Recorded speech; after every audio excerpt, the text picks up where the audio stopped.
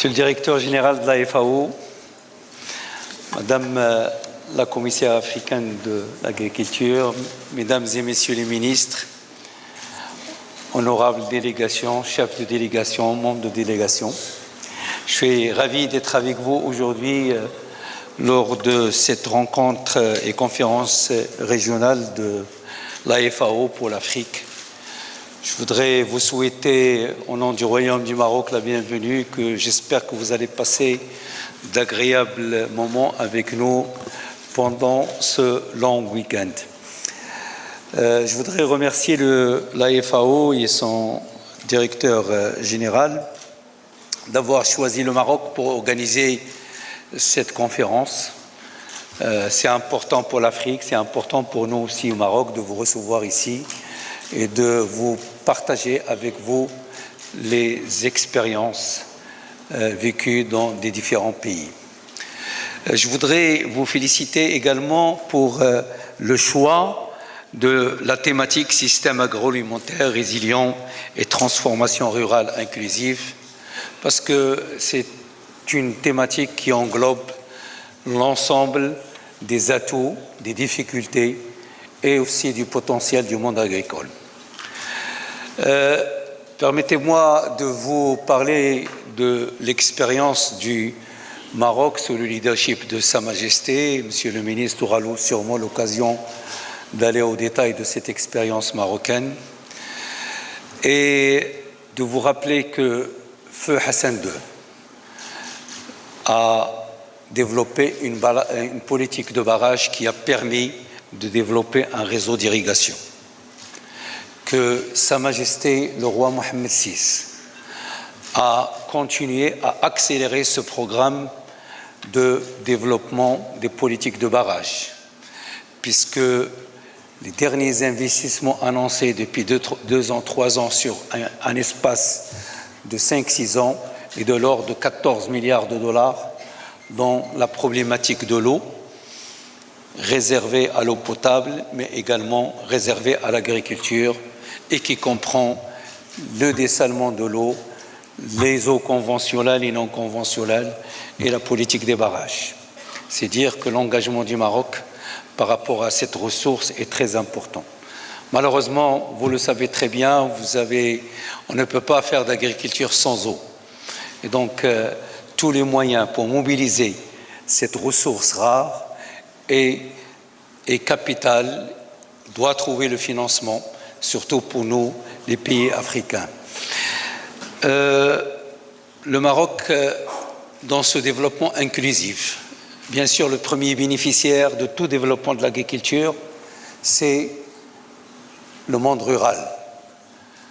Si vous avez une bonne agriculture, si vous avez de l'irrigation, vous avez automatiquement de la valeur ajoutée, vous avez des produits à meilleure valeur ajoutée. Si vous transformez ces produits dans ces régions et ces bassins de production, si vous arrivez à trouver également du potentiel pour faire des abattoirs, avoir des souks, avoir des marchés de gros proches de ces bassins de production, automatiquement, on arrive à créer de la valeur, à améliorer le revenu de l'agriculteur. Et ça, c'est très important pour les ressources du monde rural.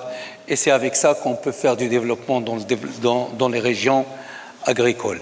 Bien évidemment, l'État doit apporter son soutien parce que le monde agricole a besoin d'infrastructures de santé, a besoin d'éducation, a besoin d'écoles, a besoin de pistes. Le Maroc a fait un programme de l'ordre de 5 milliards de dollars pendant 5 ans, qui a été d'ailleurs dirigé par le ministère de l'Agriculture et du Développement durable, sur lequel on a essayé de faire converger toutes les politiques publiques de l'État dans l'éducation, dans la santé, l'électricité, l'eau potable, l'agriculture et les pistes et routes rurales pour essayer de faire converger et faire sortir les communes les plus difficiles qui sont en recul par rapport au stade de développement du reste du Maroc et de les ramener vers un développement beaucoup plus intéressant.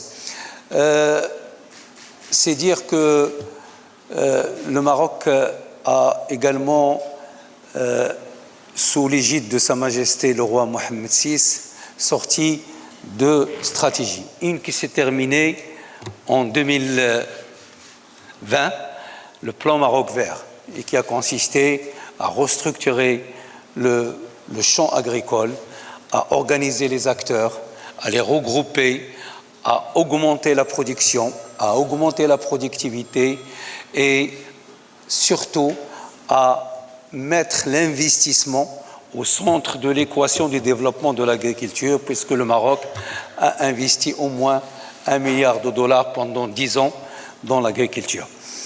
Et puis, en 2020, nouvelle stratégie qui a porté le nom donné par Sa Majesté le Roi,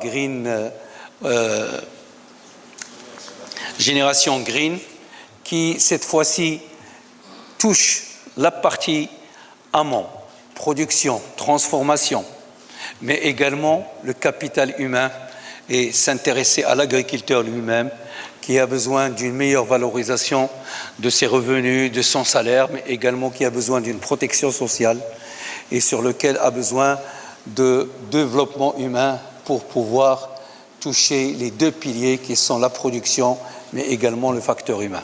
Donc voilà un peu les efforts qui ont été faits par le Maroc. On continue à le faire. Malheureusement, nous avons 3 années de sécheresse, 3 années de difficultés de sécheresse, mais la volonté de l'État marocain, la volonté de Sa Majesté, parce que quand on a un métier de l'agriculture, il ne faut jamais le perdre. Il faut continuer à l'avoir parce que c'est le plus difficile. Généralement, ce n'est pas le problème de l'eau. Généralement, c'est le problème des agriculteurs. Est-ce qu'ils savent faire l'agriculture et de quelle manière ils sont engagés dans le monde rural? Et aujourd'hui, cette possibilité nous donne, je dirais, de l'ambition parce que nous avons cette expertise à continuer à faire de l'agriculture. Il y aura des moments qui sont meilleurs pour l'eau. Il y aura des moments où le développement sera meilleur, mais en attendant, nous allons trouver les solutions. Vous savez, quand vous promenez ici à la ville de Rabat, la plupart des espaces verts que vous avez aujourd'hui sont des traitements des eaux usées. Quand vous allez à Marrakech, la plupart des golfs où vous pouvez jouer, c'est le traitement des eaux usées. Quand vous allez à Agadir, la plupart des espaces verts sont traitements usés. Donc, c'est tout ce qui est non conventionnel. Aujourd'hui, la région de Souss Messadaa, qui est proche d'Agadir et qui est une région d'exportation par excellence, travaille à partir de l'eau de dessalement. Donc, il y a les eaux conventionnelles, il y a le reste, mais pour nous, je sais que dans l'opération AAA que Sa Majesté porte avec les pays africains est une opération très importante qui touche et le sol et l'adaptation de l'agriculture et la problématique de l'eau. Aujourd'hui, j'étais porté à parler beaucoup plus de l'eau parce que c'est la problématique de l'heure, mais en tous les cas, de telles rencontres, Monsieur le Directeur général, avec tel nombre de ministres et honorables ministres présents, peut enrichir ce débat et construire réellement une offre pour le monde, parce que l'Afrique peut nourrir le monde à l'avenir et le nourrir de manière très convenable. Non seulement l'Afrique, mais le monde également. Je vous remercie.